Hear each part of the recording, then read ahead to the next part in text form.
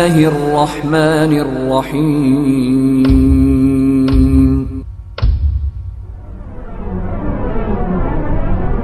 أعوذ بالله من الشيطان الرجيم بسم الله الرحمن الرحيم لقد كان لكم في رسول الله أسوة حسنة رب اشرح لي صدري ويسر لي أمري واحلل عقدة من لساني يفقهوا قولي رب زدني علما رب زدني علما رب زدني علما. گفتگو چل رہی تھی صلح حدیبیہ کے بارے میں، اور یہ سن 6 ہجری کا واقعہ ہے جو آپ لوگوں کے سامنے بیان کیا جا رہا ہے۔ صلح حدیبیہ میں جن باتوں پر صلح ہوئی تھی ان کا تذکرہ گزر چکا ہے۔ آپ میں سے کوئی مجھے بتا سکتا ہے کہ کن کن باتوں پر صلح ہوئی تھی؟ 2-4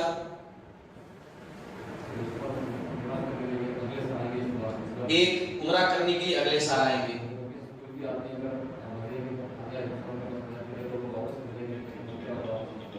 دو ہو گیا، اور بھی کوئی بتائیے، کیونکہ میں یہ دیکھنا چاہ رہا ہوں کہ جو باتیں بتائی جا رہی ہیں وہ ذہن میں ہیں بھی کہ بس اسی وقت ختم ہو جا رہی ہے۔ ہاں، سہیل بن عمر، ماشاءاللہ آپ کو نام یاد ہے کہ سہیل بن عمر آئے تھے مکہ کی طرف سے، جو بندہ آیا تھا ایلچی بن کر۔ ہاں، یہ بھی بہت اہم چیز ہے، 10 سال تک لڑائی نہیں ہوگی، ہے نا، اور جو جس کی طرف ہوگا وہ سمجھ لیجیے اسی کا دوست مانا جائے گا، ہے نا۔ بہرحال یہ مختصر سی چیزیں میں جاننا چاہ رہا ہوں آپ لوگوں سے۔ تو پچھلی قسط کے اندر بات کہاں تک پہنچی تھی؟ پچھلی قسط کے اندر بات یہاں تک پہنچی تھی کہ رسول اللہ صلی اللہ علیہ وسلم نے تمام جو صلح کے شرائط تھے ان کو ایکسپٹ کر لیا، تمام باتیں ہو چکی، اور پھر اس کے بعد جو ہے مہاجرہ عورتیں آئیں جو مکہ کے اندر تھیں، مومنہ تھیں، اندر سے مسلمان تھیں، مگر کسی وجہ کی بنا پر وہاں رکی ہوئی تھیں۔ جب انہوں نے دیکھا کہ آپ صلی اللہ علیہ وسلم یہی موجود ہیں تو کسی طریقے سے وہ لوگ آ گئے۔ اب شرط کے مطابق ان کے جو وارثین تھے وہ لوگ بھی آ گئے پیچھے پیچھے، اور آپ صلی اللہ علیہ وسلم سے مطالبہ کرنے لگے کہ آپ جو ہے انہیں ہمارے ساتھ شرط کے مطابق واپس بھیجیے، کیونکہ شرط کے اندر یہی بات لکھی ہوئی ہے کہ آپ کی طرف ہمارے کوئی آئیں گے تو آپ واپس کر دیں گے، اور آپ کے کوئی آئیں گے اگر جو مدینہ سے مکہ تو واپس نہیں کریں گے۔ ان تمام باتوں پر بالتفصیل گفتگو ہو چکی ہے، ریپیٹ کرنے کی ضرورت نہیں۔ آپ صلی اللہ علیہ وسلم نے مگر پھر بھی عورتوں کو واپس نہیں کیا، کیونکہ یہ عورتوں کا معاملہ تھا، اور آپ صلی اللہ علیہ وسلم نے قانون بھی نہیں توڑا۔ ایسا بھی نہیں کہ آپ صلی اللہ علیہ وسلم نے وعدہ خلافی کی، شرط کو توڑا۔ آپ صلی اللہ علیہ وسلم نے شرط ان کو یاد دلائی۔ آپ صلی اللہ علیہ وسلم نے کہا کہ شرط کے اندر کیا لکھا ہوا تھا، ہم نے جس پر سائن کیا، شرط لگایا، اس پر کیا لکھا ہوا تھا؟ لکھا ہوا یہ تھا، ہمارا جو آدمی آپ کے پاس جائے گا، ہمارا جو آدمی آپ کے پاس جائے گا آپ اسے لازماً واپس کریں گے۔ عورتوں کی بات ہی نہیں ہوئی تھی، بات ہوئی تھی آدمیوں کی۔ تو ابھی آئے تھے ابو جندل، ہم نے واپس کیا، وہ آدمی تھے، مگر عورتوں کے اوپر جب بات ہی نہیں ہوئی تھی تو ظاہر سی بات ہے ہم عورتوں کو اس معاہدے کی روح سے واپس نہیں کر سکتے، اور یہ ٹھیک بھی نہیں تھا، کیونکہ یہاں عورتوں کا معاملہ تھا۔ مردوں کی بات الگ ہے مگر عورتوں کی بات الگ ہے، اور اللہ تعالیٰ نے جو ہے قرآن کی آیتیں بھی نازل کی۔ آپ صلی اللہ علیہ وسلم کا ڈیسیژن بہت پرفیکٹ تھا۔ اللہ تعالیٰ نے آیتیں نازل کی، یا ایھا الذین آمنوا اذا جاءکم المؤمنات مہاجرات فامتحنوہن۔ سورۃ الفتح کی آیتیں ہیں۔ اللہ نے کہا اے ایمان والو، جب تمہارے پاس مومن عورتیں ہجرت کر کے آئیں تو ان کا امتحان لے لو۔ پیارے نبی صلی اللہ علیہ وسلم امتحان لیتے تھے۔ اس کے بعد، اس آیت کے بعد، جب بھی کوئی عورت آتی، خاتون آتی تو واپس نہیں کرتی، امتحان لیتے۔ اور امتحان کس طرح لیتے؟ کہتے کہ وعدہ کرو، بیعت کرو کہ کبھی شرک نہیں کرو گی، کبھی چوری نہیں کرو گی، کبھی زنا نہیں کرو گی، اپنی اولاد کو قتل نہیں کرو گی، بہتان تراشی نہیں کرو گی، رسول اللہ صلی اللہ علیہ وسلم کی نافرمانی نہیں کرو گی۔ جب اس بات پر بیعت لیتی تو آپ صلی اللہ علیہ وسلم ان کے لیے دعائیں مغفرت کرتے۔ تو اللہ تعالیٰ نے آیتیں نازل کی کہ جب آئیں عورتیں تو ایسا نہ ہو کہ مطلب جاسوسی کرنے کے لیے آ گئی ہیں، یا اسی طرح کے کسی اور مقصد کے لیے آ گئی ہیں، مقصد ان کا ایمان ہی ہے۔ تو آپ امتحان لے لو. دوسرا یہ کہ انہیں کفار کی طرف مت پلٹاؤ. اللہ نے صاف لفظوں میں کہا کفار کی طرف مت پلٹاؤ، کیونکہ اب وہ کفار کے لیے حلال ہی نہیں ہے. مسئلہ یہ ہے کہ وہ کفار کے لیے حلال نہیں ہے. آج کی بچیوں کو جو سمجھتی ایسا ہے، تعلیم حاصل کر لی، آزاد خیال کی ہو گئی، سمجھنے لگتی ہیں کہ سب انسان ہی ہے نا، ہم اپنا کریں گے وہ اپنا کریں گے، ضروری تھوڑی ہے ہم مسلمان سے شادی کریں، کسی سے بھی شادی کر سکتے. نہیں، ایسا نہیں ہے. ایک مومنہ لڑکی، ایک مسلم لڑکی کبھی غیر کے ساتھ شادی نہیں کر سکتی. اس میں حلال ہی نہیں، وہ کچھ بھی کرتے حلال ہی نہیں. اللہ نے کہا کہ ان کے لیے یہ حلال ہی نہیں ہے. ہاں ایک کام ضرور کرو. اللہ نے کہا کہ اب عورتوں کو روک لیے ہو تو جو انہوں نے مہر دے کر کے ان کو اپنی بیوی بنایا تھا، مہر ان کا واپس کرو. ان مردوں کو جو غیر ہیں ان کو مہر جو ہے واپس کر دو، اور پھر اس کے بعد ان سے اگر تم میں سے کوئی نکاح کرنا چاہے تو نکاح جو ہے کر سکتا ہے. اور عمر رضی اللہ تعالیٰ عنہ نے ایسے ہی کیا. یہ آیتیں جب نازل ہوئی، عمر رضی اللہ تعالیٰ عنہ کی نکاح میں 2 کافر عورتیں تھیں.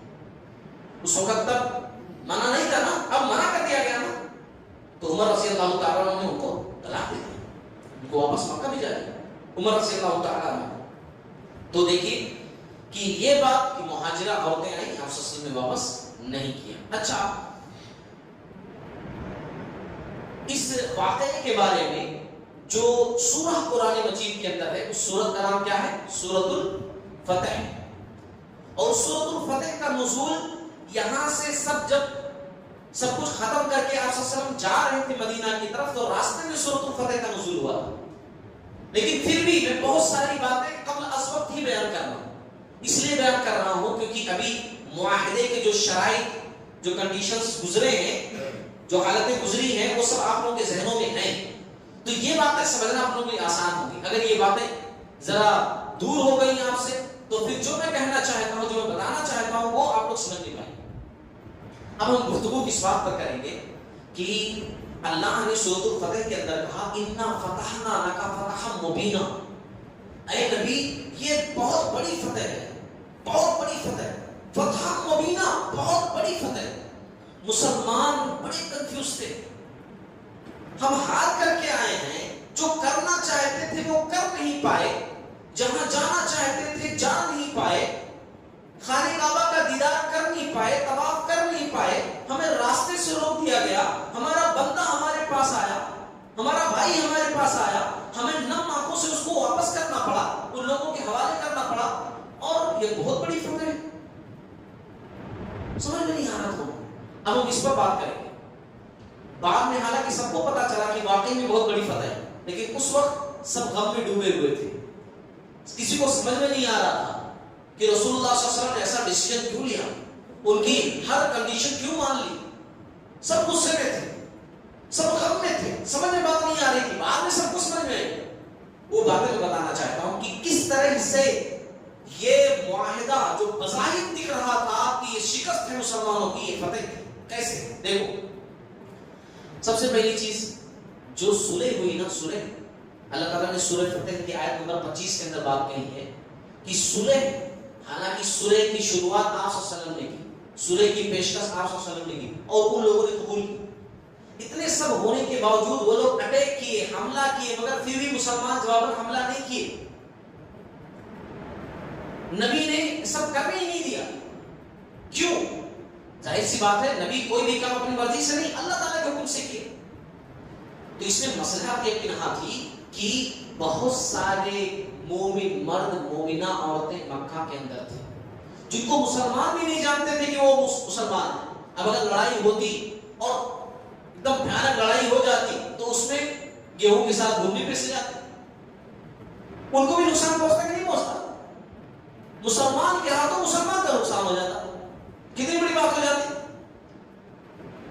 اور بیت اللہ کی حرمت، اس لیے جو ہے سب سے بہترین وجہ جو ہے مصلحت، سب سے بہترین چیز صلح کی وہ یہ ہے، لڑائی ہی نہیں ہوئی.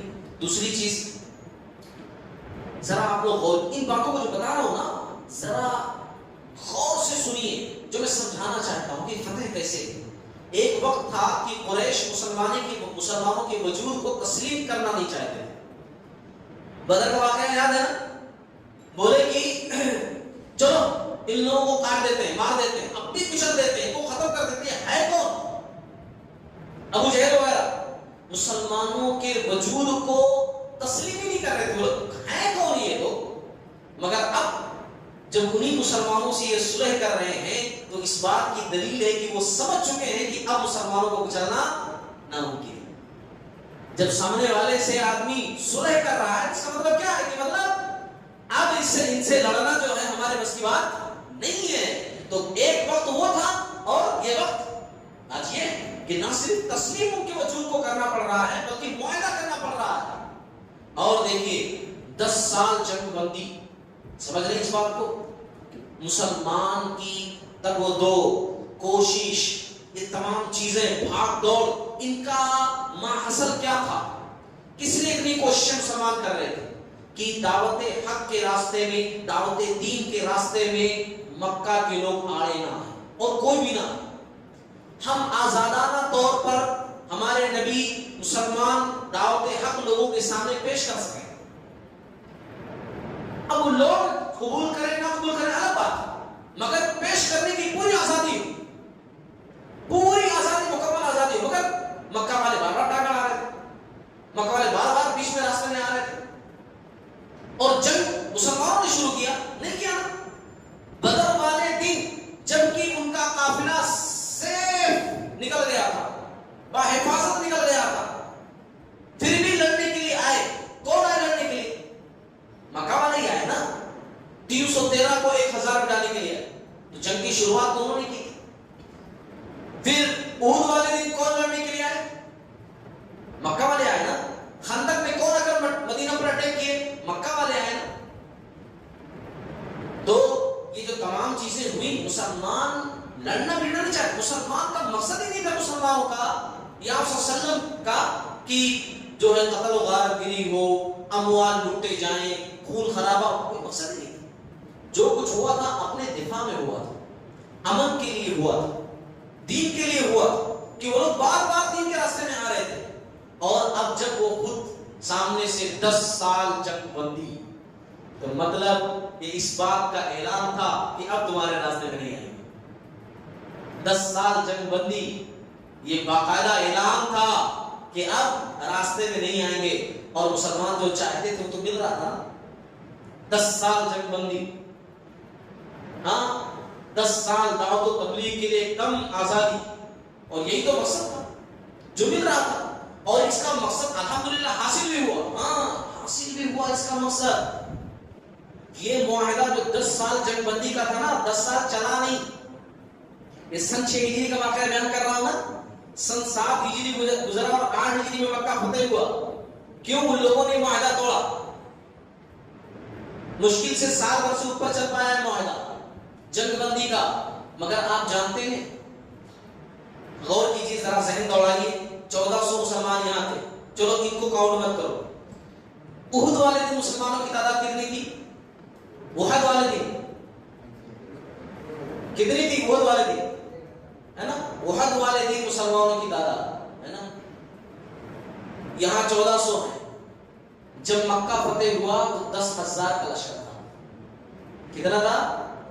10,000 کا لشکر. سمجھ میں آیا میں کیا کہنا چاہ رہا ہوں؟ یہ تھوڑے سے وقفے میں جو جنگ بندی ہوئی اور اس میں دعوت و تبلیغ کے لیے جو فراوانی کے اوقات ملے, جو امن کے اوقات ملے ہے نا, امن کے لمحات ملے, اس میں جو محنت کی مسلمانوں نے, تو اب یہ 1400 صحابہ کرام ہیں آپ صلی اللہ علیہ وسلم کے ساتھ, اور جب مکہ فتح کرنے کے لیے گئے تو 10,000 کا لشکر. سمجھ میں آیا کہ اللہ نے کیوں کہا انا فتحنا لک فتحا مبینا, یہ آپ کے لیے بہت بڑی فتح ہے. اور چلیے اگر ہم بات کریں اس معاہدے پر کہ اگلے سال عمرہ کرنے کے لیے آئیں گے, ہاں لگتا ہے کہ تھوڑی دیر کے لیے وقتیہ طور پر مکہ والوں کی جیت تھی کہ چلو اس سال روک دی. مگر قریش کی طرف سے جو پابندی مسلمانوں پہ لگی تھی وہ تو ہٹی نا. قریش والے پابندی لگائے تھے نا مسلمان کبھی نہیں آ سکتے یہاں پر. مگر جب وہ جو معاہدے میں آ چکا کہ اگلے سال آپ آئیں گے, تو مطلب معاہدہ ٹوٹ گیا نا, معاہدہ ختم ہو گیا نا. سال خالی روکے نا، مگر اگلے سال تو آ ہی سکتے ہیں. پھر معاہدہ ٹوٹ گیا نا. اچھا اگر یہ بات کریں کہ مکہ سے کوئی بندہ جائے گا تو واپس کرنا پڑے گا، اور اگر مدینہ سے کوئی آئے گا تو واپس نہیں کریں گے، اس میں مسلمانوں کا کوئی نقصان نہیں تھا، اس میں بھی نہیں تھا. ہاں اسی لیے آپ صلی اللہ علیہ وسلم نے ایکسپٹ کیا، نہیں تھا مسلمانوں کا نقصان. آپ صلی اللہ علیہ وسلم کو اپنے بنائے ہوئے معاشرے پر مکمل بھروسہ تھا، اپنے معاشرے پر بھروسہ تھا کہ کوئی بھی مومن، کوئی بھی مومنہ خوشی سے آ ہی نہیں سکتے، اور جو آ گیا وہ مومن ہی نہیں ہے، جو آئے گا وہ مومن ہوگا نہیں ہوگا نا، وہ تو مرتد ہوگا یا منافق ہوگا. اور جو مرتد ہے اور جو منافق ہے تو وہ اسلام میں ہے ہی نہیں، تو اس کے پاس فکر کرنے کیا تھا، وہ اسلام میں نہیں ہے. اسی لیے آپ صلی اللہ علیہ وسلم کو اپنے بنائے ہوئے معاشرے پر بھروسہ تھا. آپ صلی اللہ علیہ وسلم نے کہا ٹھیک ہے قبول ہے. مشرکین مکہ کو اپنے سماج پر بھروسہ نہیں تھا، اسی لیے انہوں نے کنڈیشن لگائی. بھروسہ ہی نہیں تھا کہ نہیں واپس کرنا پڑتا، ہمارے لوگ جتنے بھی جائے گے نا واپس کرنا پڑتا، جتنے جائے گے واپس کرنا پڑتا، کیونکہ اپنے سماج پر بھروسہ نہیں تھا. یہ جانتے تھے مکڑی کے جالے کی طرح ہے ان کا سماج، ٹوٹ کر بکھرے گا، اور ہوا بھی ویسے.